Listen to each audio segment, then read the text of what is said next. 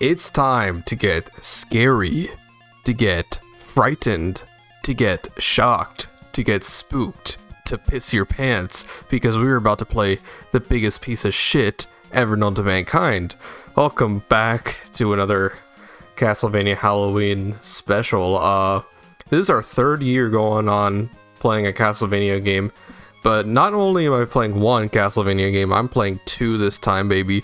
Okay, so, I said I would never do this last time when I played Castlevania 4, but because of an idea I have, I want to do, Castlevania Adventure, even though I've said before that it is a very shit fucking piece of shit ass fuck of a game that I hate to death, that disappointed me to shit when I went to a fucking flea market, found a Castlevania game on Game Boy for $10, and I was really big into retro games, so I was like, oh, I didn't even know there was a Castlevania game on Game Boy, let me pick that up, and I played it, and it was asshole. It was literally asshole. So, that sucked. I never got past stage 2. I have beaten it in that time, mainly, well, not this version. I beat this before this version came out of the Castlevania Anniversary Collection, but Castlevania 2 Belmont's Revenge is actually a pretty good game. It's actually really fun, and it actually controls more like a Castlevania game, and it's a sequel to Castlevania Adventure. But first things first, we're going to tackle the first game, which came out in '89. Let's read the description. Here in the misty midst of Dracula's less than welcoming lair, there's no place to hide, no place to run. The only direction you can go is dead ahead into the darkness that is Castlevania. With the taste for sweet revenge on the tips of his fangs, the bloodthirsty Prince of Darkness hungers for a succulent delicacy, and your throat is definitely on his menu. But before you reach the host of horrors, you must risk your neck against multitudes of unearthly evils that lurk around every corner. All told, there are 4 levels of dark dungeons, torture chambers, and vampire crypts. At the dead end of each, you'll find a primary evil who's waiting to terrorize you. Before proceeding to the next level, you must crush and demoralize, not that it has a lot of morals to speak of this beast. At the end of the 4th level, you enter the dead of night, where you'll come toe to toe, eyeball to eyeball with everyone's favorite bloodsucker Count Dracula. And it's here that you'll vanquish the midnight powers forever. You'll be initiated into his vampire corp.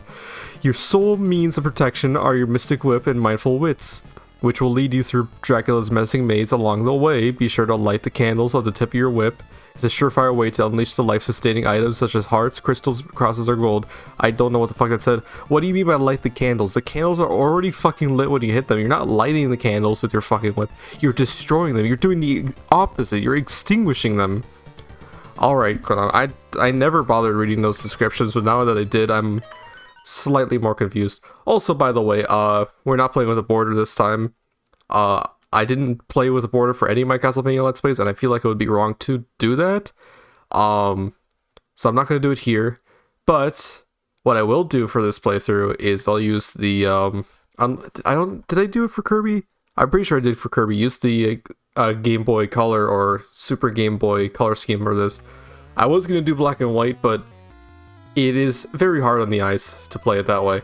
So, okay, let's start this. Can I just say right now, just the first thing to say, this music, this song right here, I'm pretty sure it's called Battle of the Holy, is a fucking banger. It is amazing. I love it.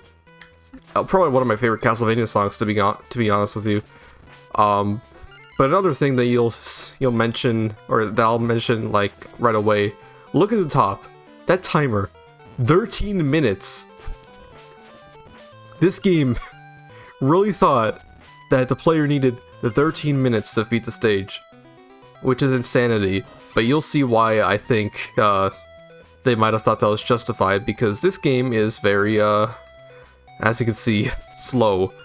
You move at a fucking snail's pace. You move slower than, like, an RPG character in, like, a Final Fantasy game on an overworld. It's actually insane. One thing that the, mainline Castlevania games, I guess this is technically still mainline. I meant the console games. What the console games don't have is those ropes that you climb up and down. Those ropes are actually a big part of all 3 of the Castlevania Game Boy games. I know I showed you only 2 of them, But there is a third Castlevania game that isn't included in this collection called Castlevania Legends. I don't know why they didn't include it. It might be because like they kind of retconned the game from the canon, but like it's still a pretty good game.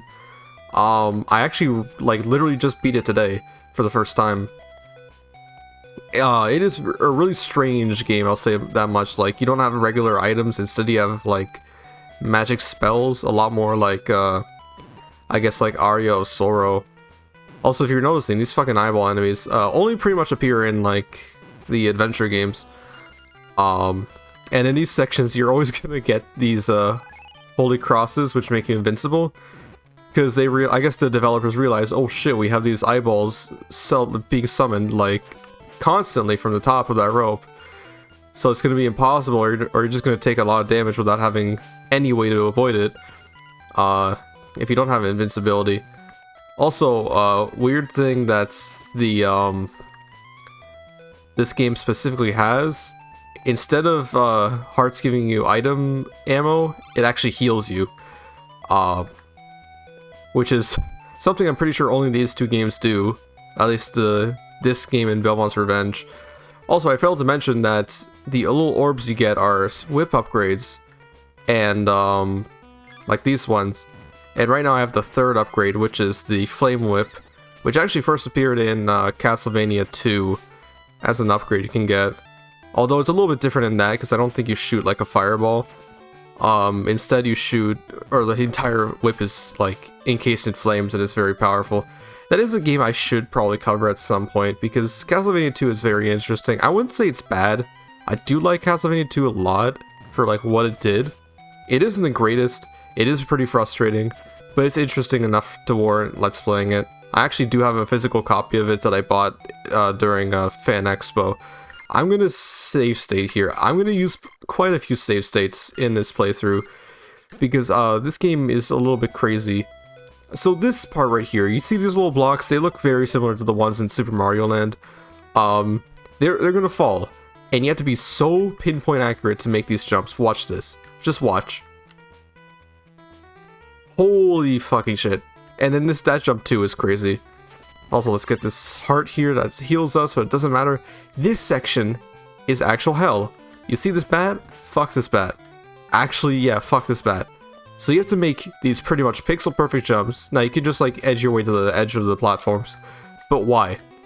Especially with how fucking like stiff Castlevania controls are, because like you saw there, I got locked into jumping vertically. That's because you have to hold down the direction button and then jump to make that jump. You can't just press them at the same time, or else it's not gonna work. Or unless you do it like frame perfect, then maybe it'll work. But we're past that first section. There's probably like hearts and shit that we can get down there, or points, but I don't really care about them. Like who plays games like this for points at this rate, unless you're trying to beat a world record? But who's out here trying to like beat a non-speedrun world record for this game? Because even the speedrun world record, I wouldn't assume is very exciting to watch because of how slow the game is. Also, to spawn the boss, you have to grab that orb. It's kind of backwards to how Castlevania games is. Usually the orb spawns after you beat the boss. But this guy is pretty easy. He kind of just shoots this little like Batman hook, his like little grappling hook at you, and you just have to stay from a distance because he's gonna hit you with that bitch. I'm pretty sure the range that you could hit you hit that with. Oh my god, I'm almost dead. Holy shit. Fuck it. Oh, that's not enough. That's not enough. Great. I stumbled on all my words and fucked up there.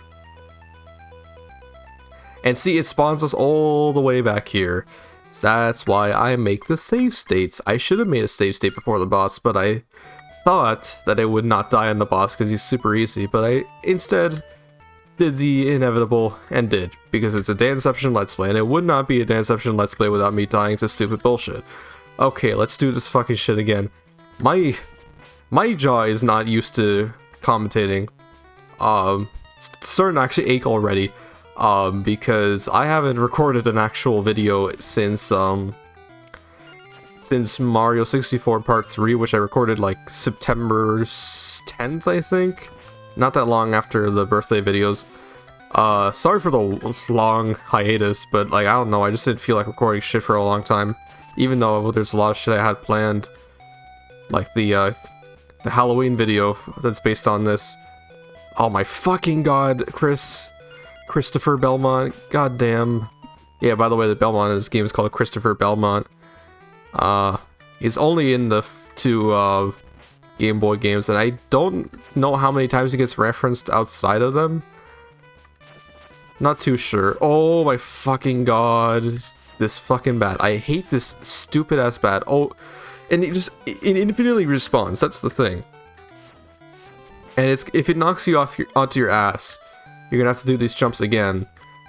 And like, I'm already showing you how much of a pain in the ass these jumps are.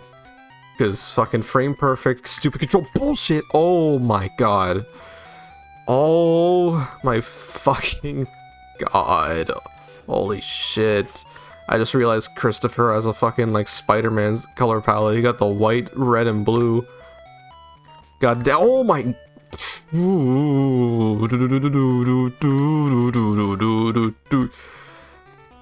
God, I'm hoping this series is only gonna be two parts, because you know, this game is only 4 stages.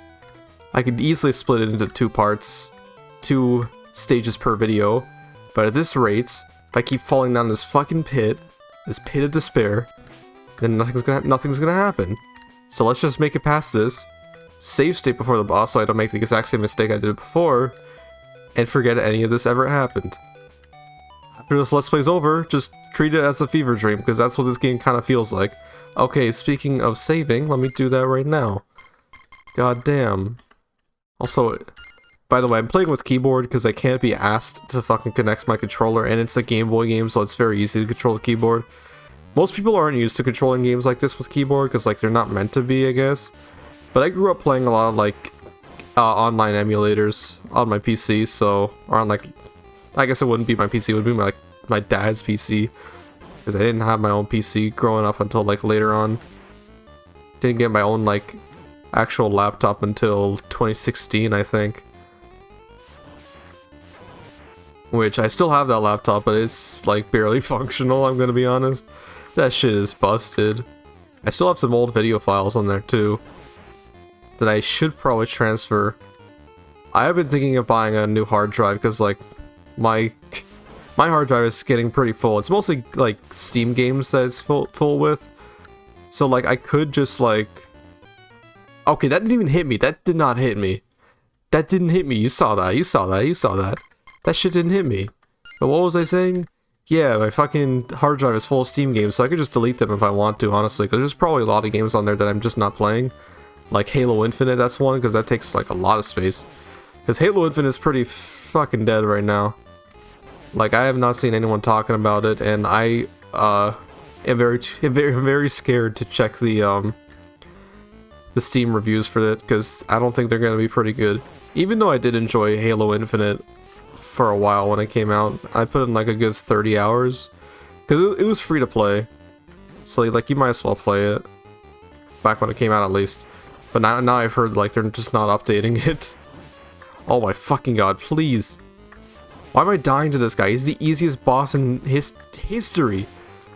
But like, my keyboard, like for some reason my X key just doesn't want to like count the input. There we go, get the fuck out of here, you stupid bitch. Let me just, okay, I could have mashed that shit because there was like no animation to crouching. But we're finally done stage 1 and the video's already 14 minutes long, huh. So we did need the 13 minutes to do that. Crazy. Alright, no more super awesome music, but this song's okay. Stage 2. This is the stage I never got past as a kid. What I mean as a kid, I mean like when I was like probably 11, 12 years old, back when I was collecting Game Boy stuff. I started collecting Game Boy stuff with a Game Boy Color I bought at a flea market for around 10 bucks. It was a pretty good deal. Now like you try and find one of those things, it's gonna charge you up to like 60 bucks Canadian. God, if I had more money as a fucking kid, I wish I would have taken advantage of that, because I did not realize how asinine the fucking game collecting market would become.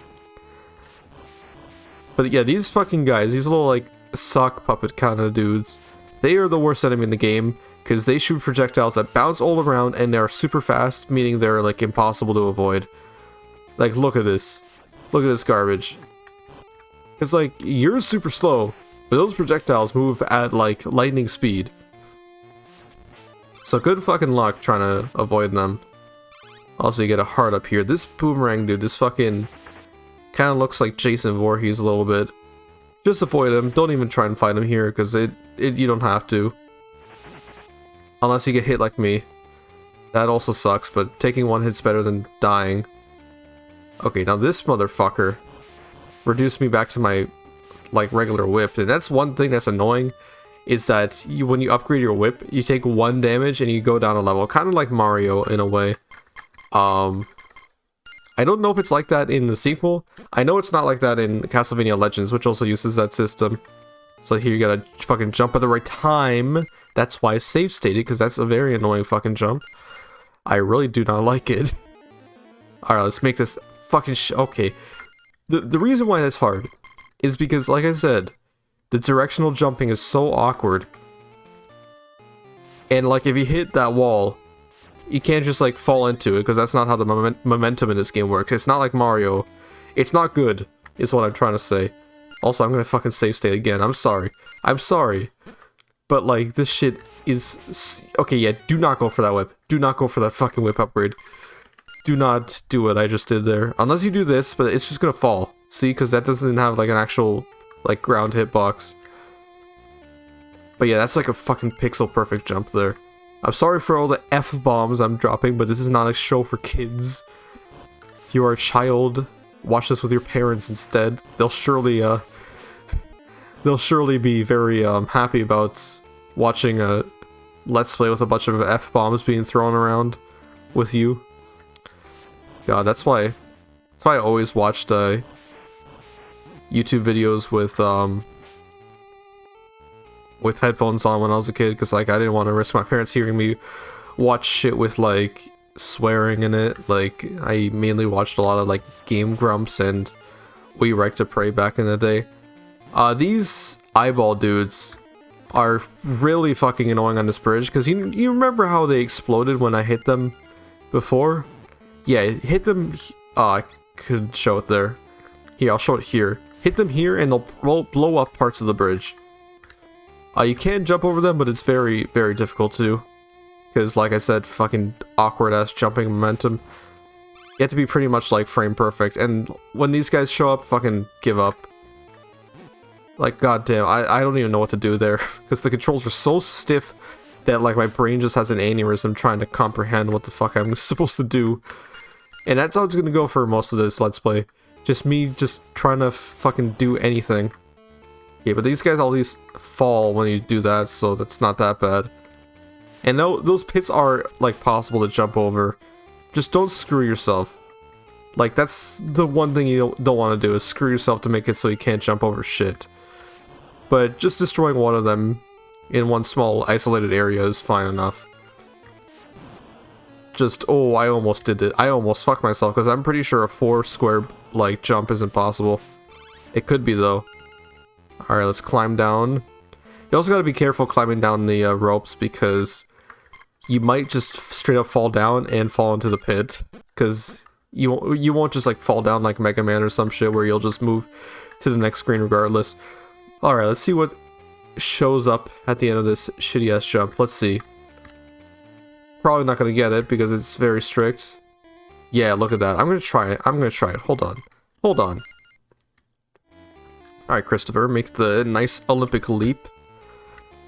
Belmont's better fucking have, like, oh my god, athletic abilities. Like, Olympic athletic abilities. Because, like, holy shit.